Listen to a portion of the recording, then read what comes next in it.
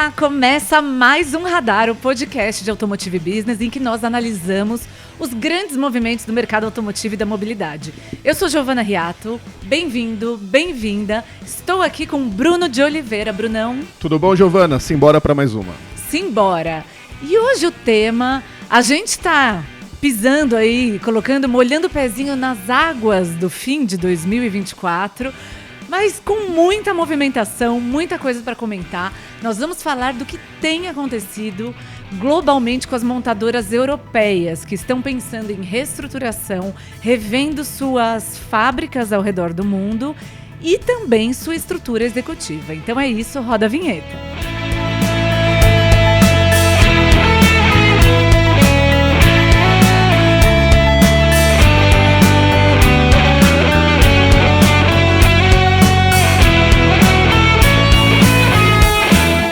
Bora conversar.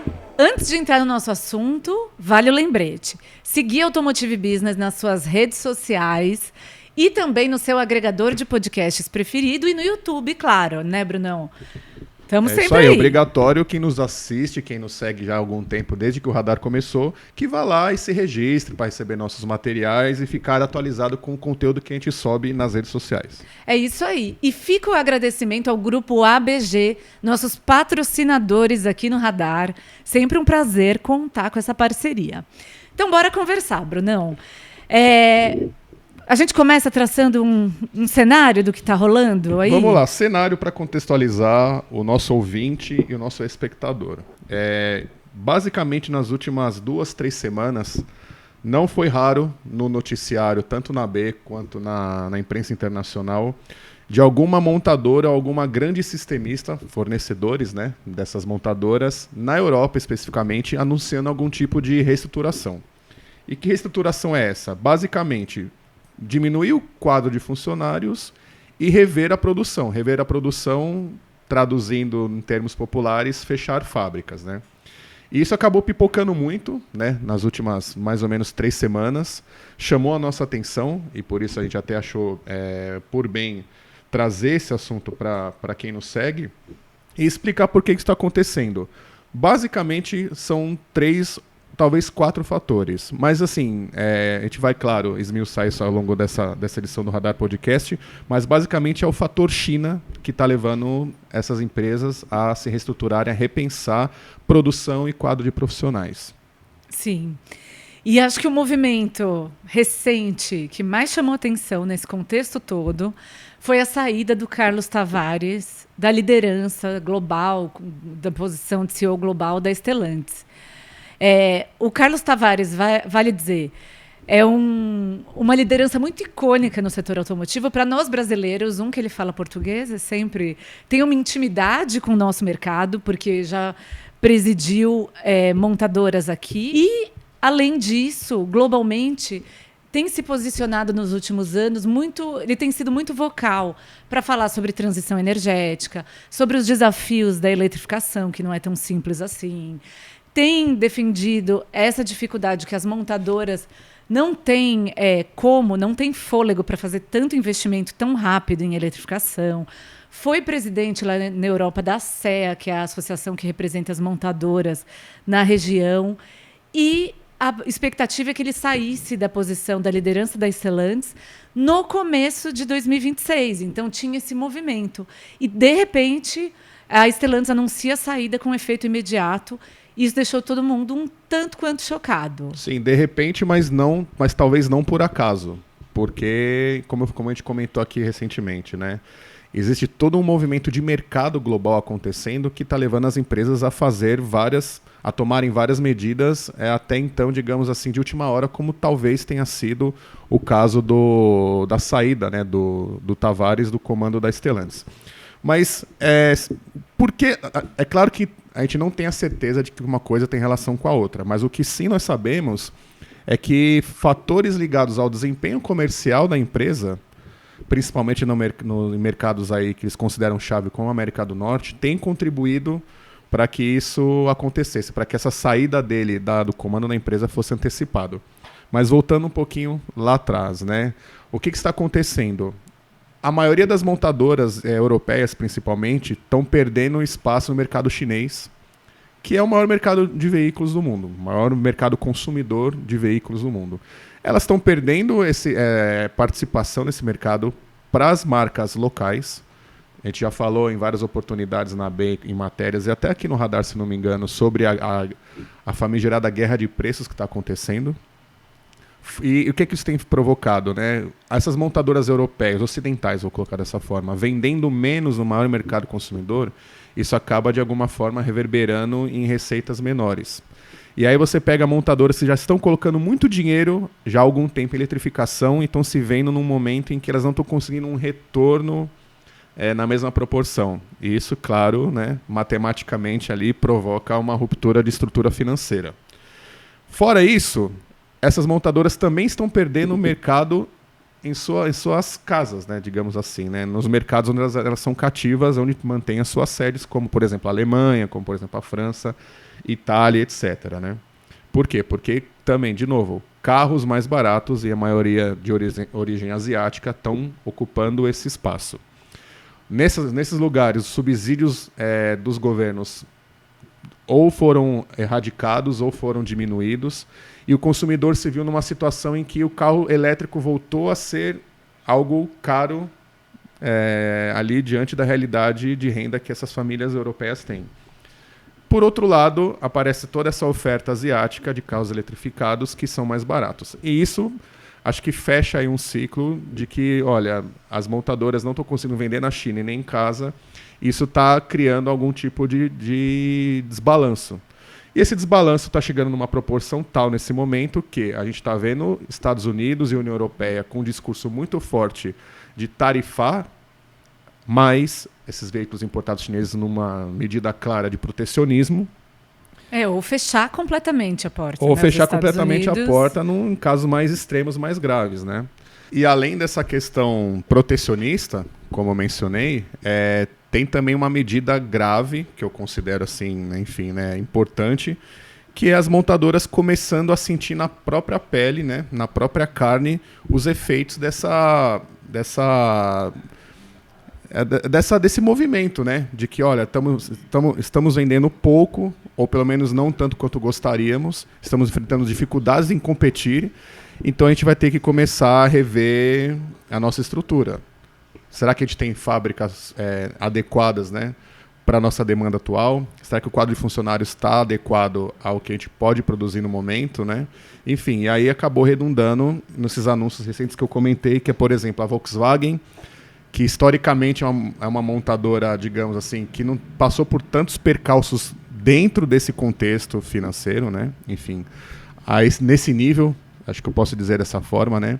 Que acabou aí cogitando recentemente fechar a fábrica, demitir muitos funcionários, provocou toda uma celeuma na Alemanha, e é uma coisa que está se desenrolando e o governo está tentando resolver, ver como é que minimiza isso.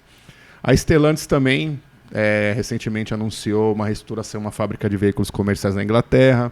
E aí, se a gente for para sistemista, tem Michelin, tem Valeo, tem outras empresas que também estão num efeito dominó ali dentro da cadeia, cogitando isso. E aí, claro, né, a gente indo para a parte executiva, né, como você mencionou, o Carlos Tavares,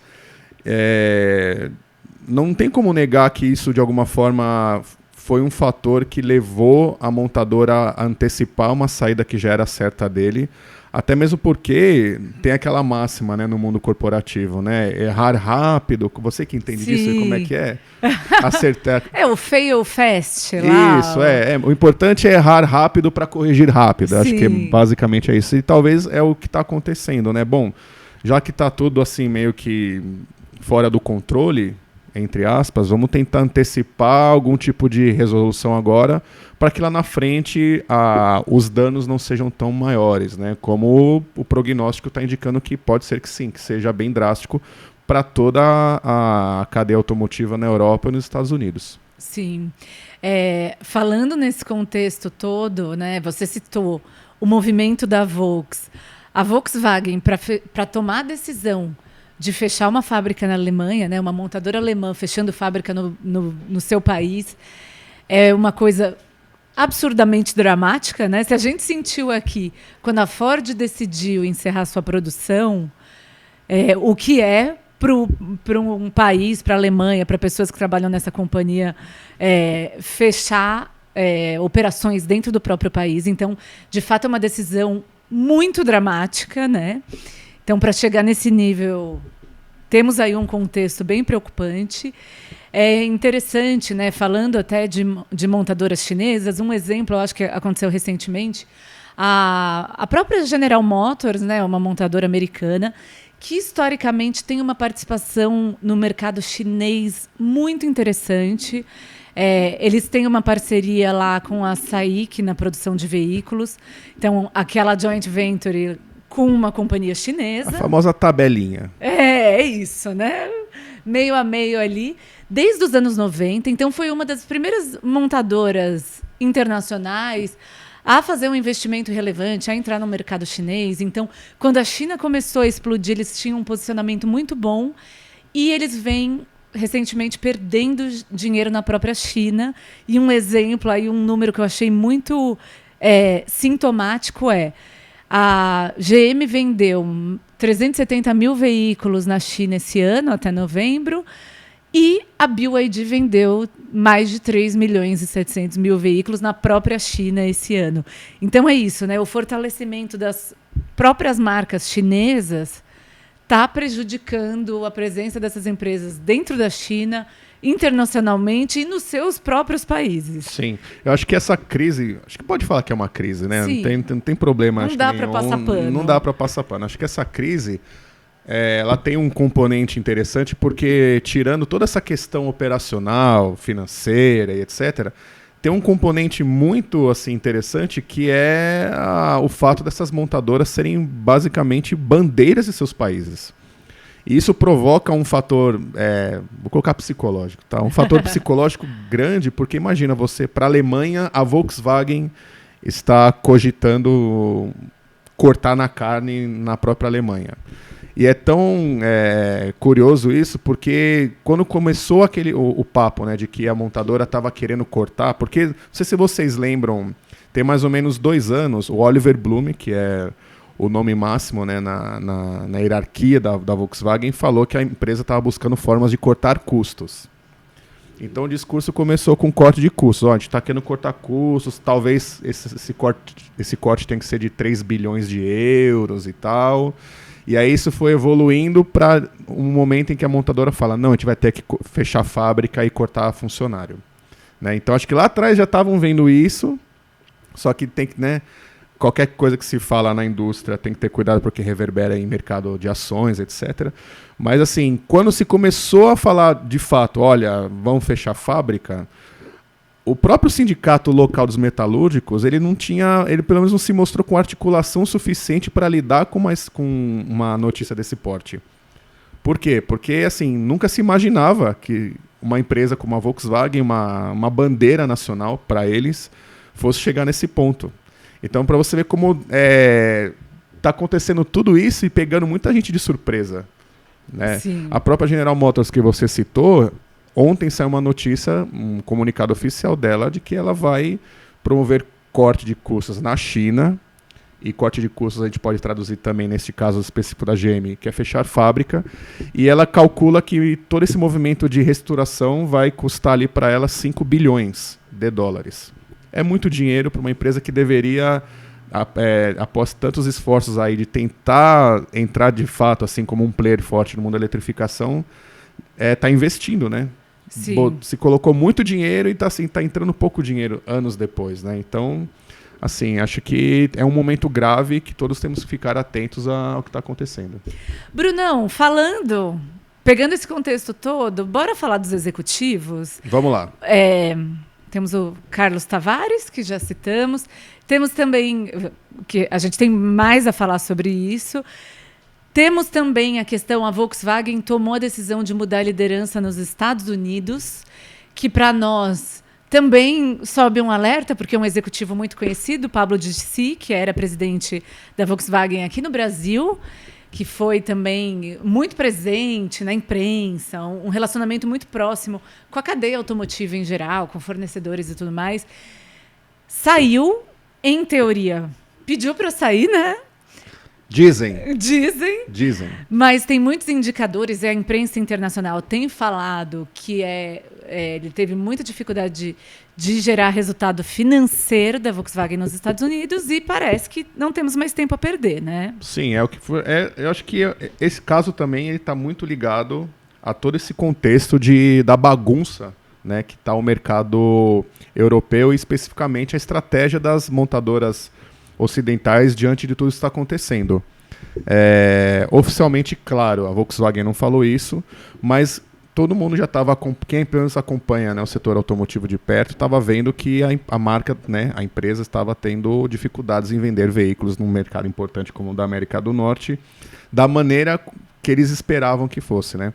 E isso remete também a um outro fator que está fazendo com que as empresas tenham dificuldade hoje de vender mais, que é o produto adequado para o mercado certo. Sabe? Sim. Esse tipo de coisa? Por exemplo, na China, as montadoras ocidentais que têm operação lá, elas têm ainda um portfólio local na China, muito ainda na pasta ali de veículo a combustão. Né? Elas ainda não conseguiram emplacar de fato uma oferta de EVs lá na China. E isso, claro, provoca algum tipo de problema, né? A gente não está conseguindo vender os poucos modelos elétricos que temos e o que sai é a combustão e uma hora isso vai acabar porque a China tem toda essa política de eletrificação total. Nos Estados Unidos, nesse caso específico da Volkswagen, também aconteceu isso, né? Essa demora por lançamentos, modelos que já foram lançados não conseguiram emplacar, a aposta da montadora em seguir insistindo nesses veículos, né, acabou culminando em números que não agradaram o board da Volkswagen na Alemanha. E não sabemos se tem relação ou não, mas enfim, né, quando se fala de desempenho, quando um CEO sai, não tem como a gente não ligar uma coisa com a outra, né? Claro. Então acho que assim, é mais um exemplo de a estratégia das montadoras está precisando tomar rumos diferentes e eles estão tomando medidas drásticas para os padrões, né? E numa velocidade rápida, eu acho até, né? Eu acho que é isso que chama atenção, né? O setor automotivo sempre foi um pouco mais moroso na reação, até pela característica de ter muito impacto cada decisão, né? Impacto até social mesmo, em geração de emprego, ou redução de vagas, por exemplo. E aí, de repente, e ter as estruturas muito grandes, e de repente a gente está vendo assim, as coisas acontecerem mais rápido do que o habitual. É curioso isso que você falou sobre produto, Brunão, porque de fato tem uma característica dessas, né? A gente está vivendo um momento que as montadoras têm que fazer um investimento massivo em uma tecnologia, na introdução de uma tecnologia, que é a eletrificação. Tem suas características. No Brasil tem o híbrido flex, tem lugares, né, que tem uma hibridização e tudo mais, mas de fato assim, existe uma transição tecnológica, né, a transição energética. E isso não permite, talvez, uma modulação dos produtos do jeito que globalmente as empresas faziam, né? Os Estados Unidos têm a característica de veículos maiores, a Europa tem tal perfil, a América do Sul um outro perfil. As coisas estão mais confusas, né? Ainda não tem um modelo estabelecido. Então, a sensação que dá é que o terreno está menos firme. Esse é um ponto muito interessante que você trouxe, porque eu acho que talvez as montadoras saibam quais são os produtos certos. Até porque elas fazem isso há muitos anos, né? Sim. Algumas até séculos, né? Aí tem gente que tem empresa com mais de 100 anos e tal. Mas eu acho que o grande problema é fazer esse veículo adequado num preço que as pessoas podem pagar. Essa que eu acho que é a chave do negócio, entendeu? Porque assim, você vê os modelos chineses já muito consolidados, né, enquanto produto, mas o preço é determinante para as pessoas comprarem. Então eles estão conseguindo fazer um produto certo no preço que as pessoas conseguem pagar. As montadoras ocidentais não. E aí Sim. Isso aí envolve outras várias questões que se a gente fosse fazer podcast sobre isso, seriam uns 15 episódios do Radar só sobre esse tema. Porque daí envolve acesso à matéria-prima, escala, entendeu? Custo de produção. Então acho que esse movimento todo de corte, que as montadoras ocidentais estão promovendo na Europa e nos Estados Unidos é, mais uma vez, uma tentativa de buscar fazer a operação ficar mais barata para chegar a produtos mais baratos para conseguir, pelo menos, competir com veículos asiáticos. Sim. Entendeu? É um desafio imenso. E a sensação que dá é que pequenos erros têm peso muito grande. Pequenos assim, né? Decisões. Uma decisão errada aqui ou ali tem um peso muito grande. E na conta de manter ou tirar um executivo, isso vem com tudo, né? Sim. Falando um pouco mais do Carlos Tavares, a gente tinha começo de 2024. A Stellantis tinha, inclusive, aumentado o salário do nosso amigo Carlos Tavares. Sim, bem lembrado. É interessante isso. Se não me engano, não estou com o número certo, mas girava em torno ali de 36 milhões de euros por ano. É um dinheirinho aí.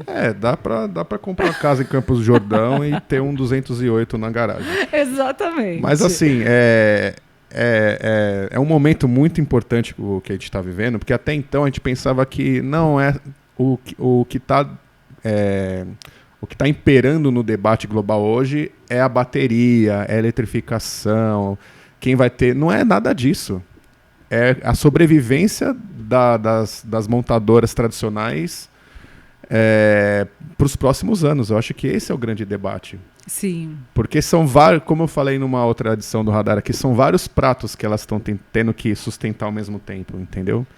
Enquanto outras montadoras asiáticas, entre aspas, um pouco mais tranquilas, estão conseguindo focar em pontos mais, né, específicos e bem delimitados e estão seguindo aquele caminho, entendeu? Exato. E nessa hora, ser uma empresa centenária, como você citou, tem um peso muito grande, porque você tem toda a sua estrutura, toda uma adequação global, uma presença global, para um outro contexto de mercado e de tecnologia. Sim. E preço é tão importante, Gi, dentro dessa trama, que quando a gente fala de montadora, a maioria das empresas tem capital aberto, né? Então elas têm por obrigação, nos países onde elas mantêm ações, de informar o mercado, informar os acionistas do que está acontecendo. Ou seja, elas dão sinais. Então, olhando um pouquinho em retrospecto, mais ou menos aí 1 ano e meio, 2 anos, se falava muito assim, olha, a gente tá bem, estamos aí recuperando a lucratividade, o mercado global de veículos está aumentando os volumes, etc, etc. Mas sempre vinha uma linha pequena no final do documento falando assim, vamos lançar um veículo de 20 ou 30 mil dólares em tal ano. Aí vem um outro trimestre, as montadoras soltam seus balanços, estamos assim, estamos assado, etc. Na Ásia assim, na América do Sul tal, e lá embaixo vamos lançar um veículo elétrico de 20 ou 30 mil dólares em tal ano. Por que eu estou insistindo nisso e por que eu acho essa informação importante? Porque elas já estavam vendo, em um futuro que a gente está vivendo agora, de que preço ia determinar vencedores e derrotados. E não o produto X, com a bateria Y, com ADAS não sei o quê, com autonomia. Não. Elas já estavam vendo que o que ia determinar no futuro próximo era um veículo affordable, para usar um termo que você gosta bastante, né? Que é possível, sempre, que né? seja possível as pessoas comprarem, porque não adianta, né? Sim. Enfim, acho que isso era um sinal bem claro de que ia acontecer. Outros sinais, que isso já, como na eu estou mais perto dessa cobertura, eu tenho isso bem fresco na memória. No começo do ano, algumas montadoras começaram a falar que talvez esse ano não iam lucrar tanto quanto elas projetaram que iam lucrar. Uhum. E isso veio de trimestre a trimestre. Estamos indo bem no mercado tal mercado estamos indo mais ou menos, outro tá flat e tal. Mas lá no rodapé do documento, aquela projeção que a gente tinha de lucro para esse ano, talvez não vai ser bem assim. E aí chega agora no último trimestre uma coisa mais escancarada, né, fora da... Né, que saiu do fundo aí do oceano, uma coisa que está à vista de todos, que é a montadora falando que vai fechar a fábrica. Entendeu? A coisa vai tomando um corpo, assim... Já não tem mais como maquiar, entendeu? Então... Exatamente.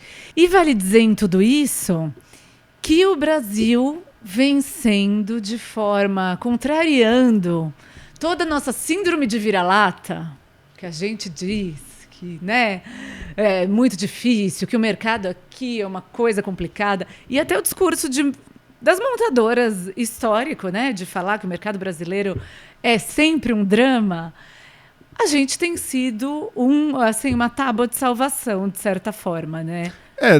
Talvez não uma tábua de salvação, mas uma fonte de boas notícias. Exato, é um alento. Um alento, né? E é legal esse ponto também, porque recentemente eu conversei com o CEO local da Stellantis, o Emanuele Capelano, e eu perguntei para ele, eu falei assim, e aí, como é que vai ser o seu final do ano, né? Como é que tá o final do ano da empresa? Ele falou, cara, eu vou parar aí mais ou menos uma semana para tirar férias, enfim, vou viajar e tal, mas antes disso, eu tenho uma reunião importante no board da Stellantis, lá em Amsterdã, para falar sobre operação na América do Sul. Eu falei, nossa, mas né, curioso, né? Por que isso agora? Ele falou, cara, não falou com essas palavras, lógico. Eu adorei né? que ele falou, cara. Cara. Com sotaque italiano. Sotaque italiano. Mas ele falou assim, que a Stellantis, entre aspas, deixou... porque assim, na liturgia da empresa, se não me engano, a cada bimestre tem essa reunião em Amsterdã e cada CEO de alguma operação fala sobre essa operação nessa reunião. Então, assim, no primeiro bimestre foi o CEO da Stellantis, sei lá, da Ásia. E aí se falou sobre essa operação nessa região. O assunto é a região. Uhum. Aí no outro bimestre foi um cara da Europa e assim por diante. E termina com a América do Sul. Mas por que isso acontece? Porque é o que eu falei, é a fonte de boas notícias.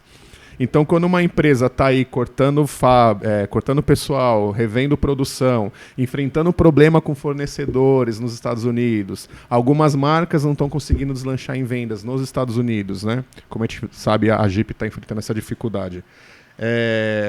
Terminar o ano falando de América do Sul, onde a Stellantis está nadando de braçada, é pelo menos um alento, né? Vamos terminar um ano conturbado falando de coisas boas. Exato. Então, assim, para quem está nos acompanhando, ouvir isso de um CEO é sim um rascunho ali, um norte do que está acontecendo com a empresa lá fora.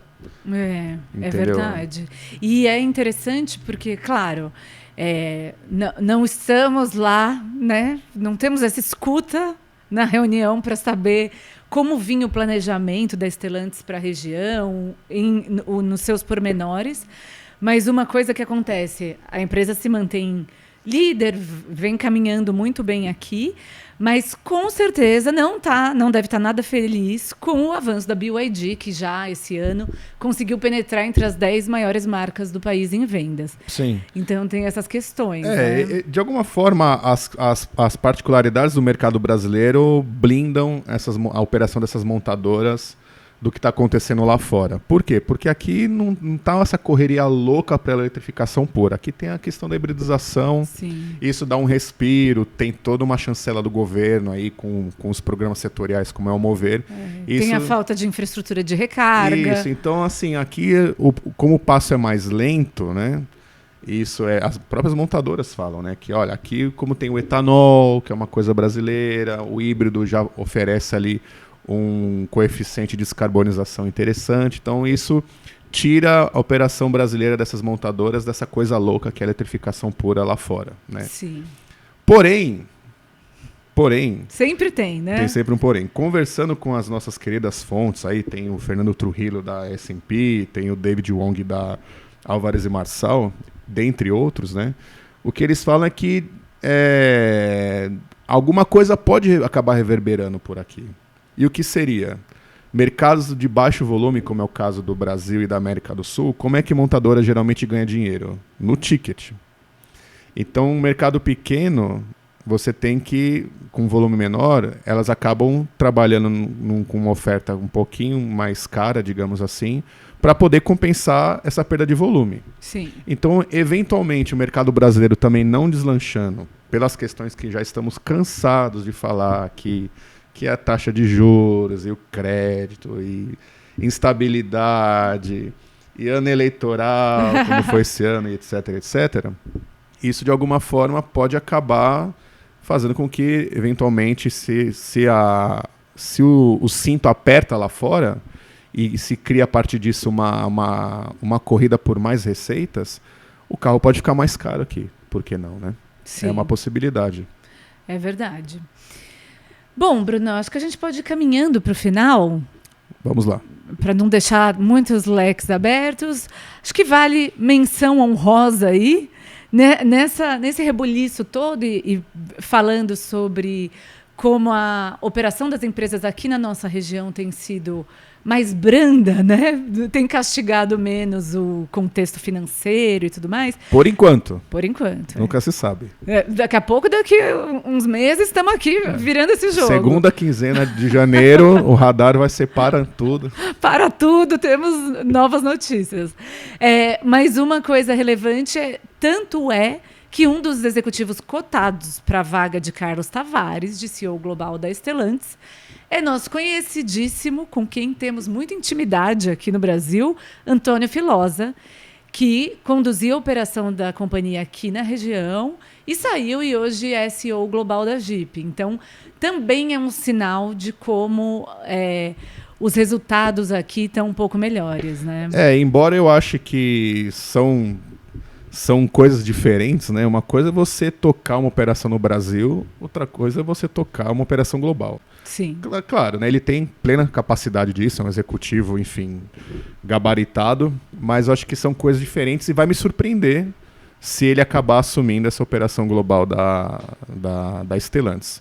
Mas ele integra esse grupo de executivos que a empresa formou para tocar o barco até se achar um nome para ser o novo Carlos Tavares, né? Exato. Mas no final, não te parece meio assim, Gi?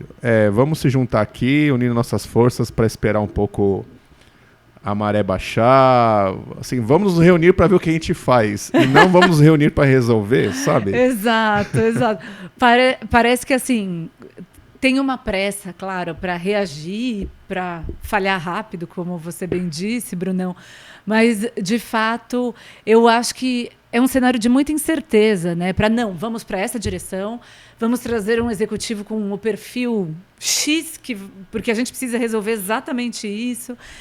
Tanto é muito curioso, né? Essa questão do Tavares, ele é um executivo que consolidou a Stellantis como o conglomerado que ela é hoje, né? Vale lembrar que é uma empresa que se formou em 2021 com a fusão da PSA com a FCA. E, nesses poucos anos, essa fusão foi muito bem sucedida, né? Ele conseguiu fazer, então, rapidamente, garantindo lucratividade, conseguiu a redução de custos, que era o grande objetivo de tudo isso. Então, é curioso que teve isso, assim, poxa, né? Parabéns, toma aqui um aperto de mãos. Muito legal o seu resultado, mas aqui você falhou, então foi de fato muito rápido. Então talvez a Stellantis esteja assim, tentando sentir para onde está esse vento. Eu acho que nesse caso específico, né, aí é o Bruno, pessoa física, falando. Eu acho que não foi uma questão de capacidades, né, porque, como você falou, é um executivo que conduziu uma transição, na verdade, em transição, o nascimento de uma empresa nova a partir da junção de outras, né?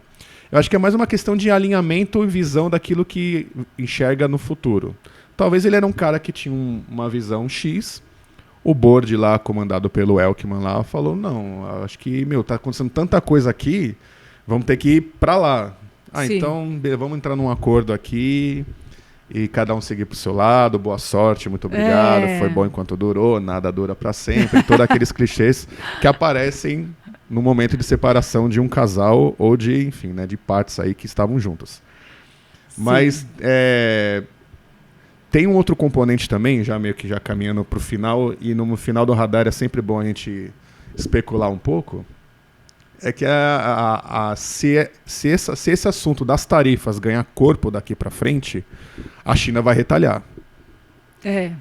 E parece que assim, é o que se comenta na imprensa internacional, de que a retaliação vai vir por meio da elevação do preço das commodities, que as montadoras, né, a indústria como um todo, a economia como um todo, mas como aqui a gente está falando das montadoras, que as montadoras utilizam para fazer os seus produtos. Então, se levantarem barreiras na União Europeia e nos Estados Unidos, com o Donald Trump aí encabeçando esse discurso de que é preciso fazer isso, os chineses já estão falando que vão subir preço de metais, por exemplo. Metais e componentes para a produção de semicondutores. De novo, os semicondutores aparecendo no noticiário, né? Então, assim, além do corte de pessoal, de reestruturação, tem esse vislumbre de que a questão política envolvendo essas regiões ela pode tornar o quadro mais grave ainda. Sim. Entendeu? Porque, de alguma forma, o mundo depende da boa saúde da China hoje. Estamos falando aqui do conhecidíssimo cobertor curto, Cobertor curto. Cobre o ombro, descobre o pé, e é isso aí. E tem outra coisa também, já indo um pouquinho mais além. Isso a gente pelo menos já viu acontecer em outros momentos, né? No momento de dificuldade das montadoras, assim, cada uma ali enfrentando problemas que no final das contas são comuns para todas, acontecem as consolidações, né? Já jogou assim. Eu gostei que você jogou você pôs a cenourinha lá pra frente pra gente correr atrás no próximo radar. Em algum próximo radar. Em algum próximo radar, porque vamos recordar aí anos 90, mercado aberto pelo Collor, as locais aqui tiveram muita dificuldade, e aí, por exemplo, se criou a Auto Latina, que foi a junção ali das operações da Ford com a Volkswagen. Sim. Né, para comprar material junto, para sobreviver junto, né? Por que não isso não pode acontecer daqui para frente, né? Onde tem quebradeira de empresa, também tem consolidação. Sim, tem então, isso. Se começa um movimento assim... Sim, mas são momentos diferentes, eu acho, nesse sentido, né? Porque se naquele momento tinha um problema específico ali de econômico, no caso ali, vamos juntar as forças para comprar componente e matéria-prima mais barata, agora são vários fatores. Entendeu? Tem a questão tecnológica, que envolve produto, tem a questão de recursos para custear esse desenvolvimento de novos produtos para tentar competir com empresas chinesas que já estão bem consolidadas com a sua oferta. Então, o buraco é mais embaixo.